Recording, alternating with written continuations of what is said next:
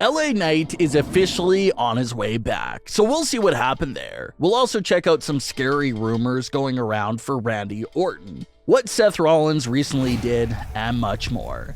Let's start things off with this quick update for the MMM group. The Max Dupri character in the MMM idea allegedly came from Vince McMahon.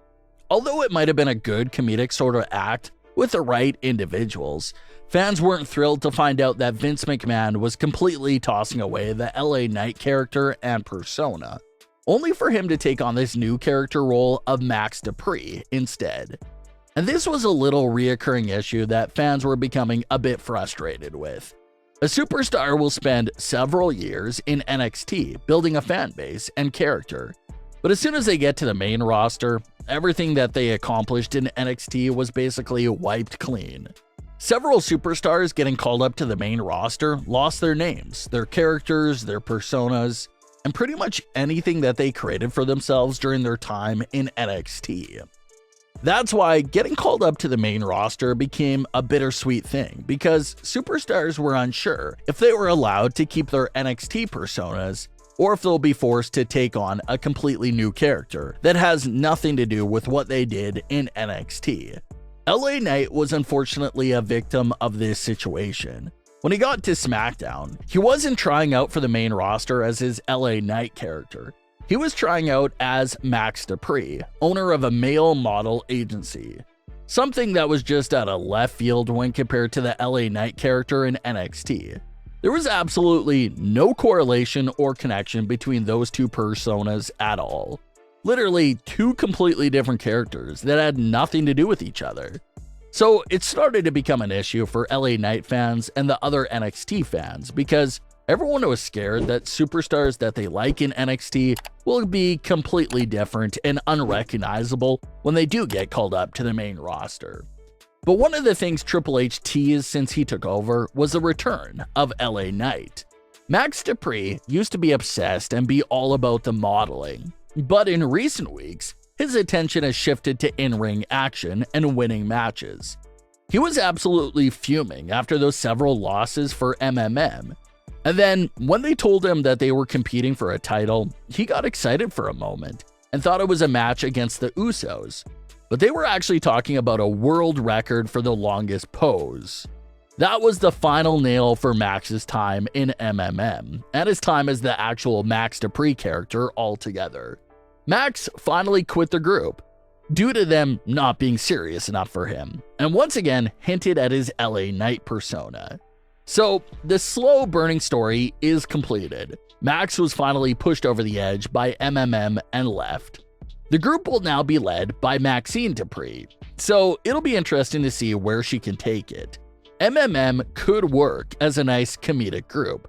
The only big mistake made was, of course, sacrificing the LA Knight character for the Max Dupri character, which obviously was a downgrade. But thankfully, Triple H has fixed that situation, and it'll be interesting to see what LA Knight's role will be on SmackDown. There's some serious issues and rumors floating around right now regarding the health of Randy Orton.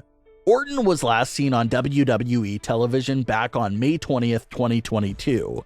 This was the big tag match that saw RK Bro lose their Raw Tag Team titles and saw the Usos become the unified tag team champions. There was a moment after the match that the Bloodline did in fact beat down Randy Orton. Now, at the time, we all assumed that it was just a little story angle and storyline hiatus that would be paid off by Randy Orton returning to face Roman Reigns at SummerSlam and challenging him for the world titles.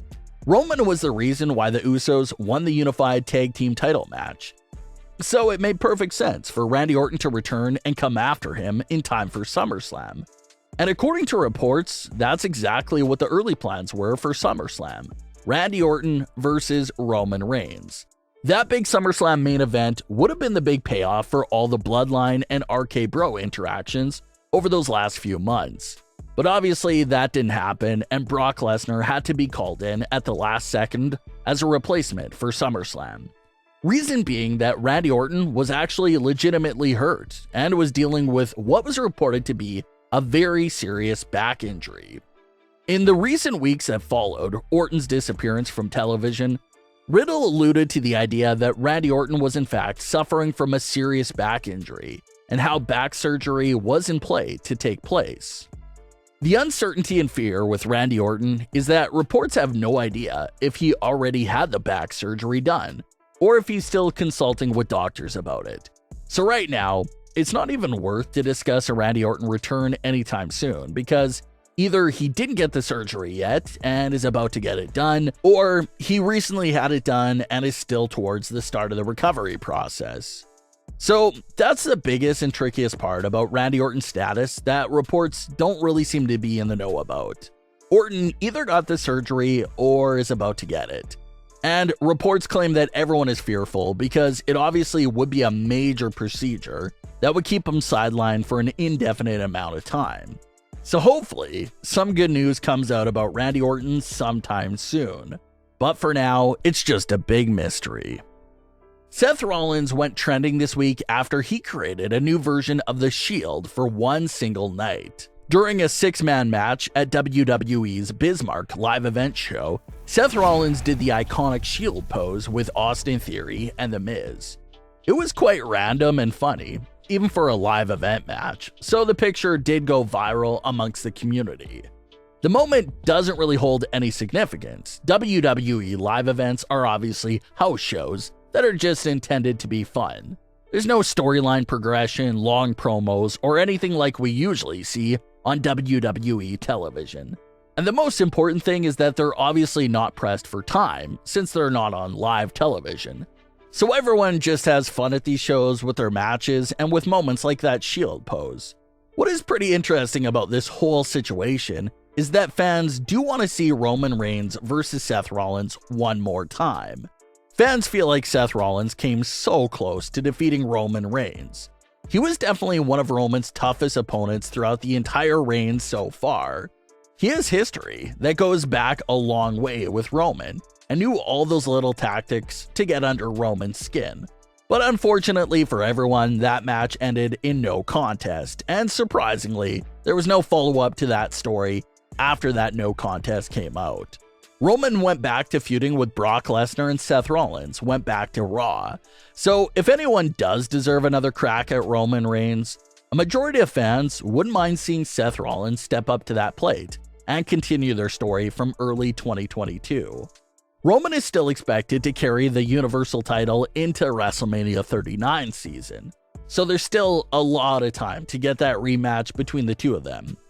And if WWE splits the world titles up, fans have been discussing for a while how Seth Rollins would be the perfect choice to be the WWE champion for Raw and lead the brand as its world champion. So we'll have to wait and see if we'll ever see that Roman versus Seth rematch in the near future. But what are your thoughts on all of today's stories? Leave your comments below. Don't forget to subscribe with all notifications on, and leave a like if you enjoyed. Thanks for watching, guys.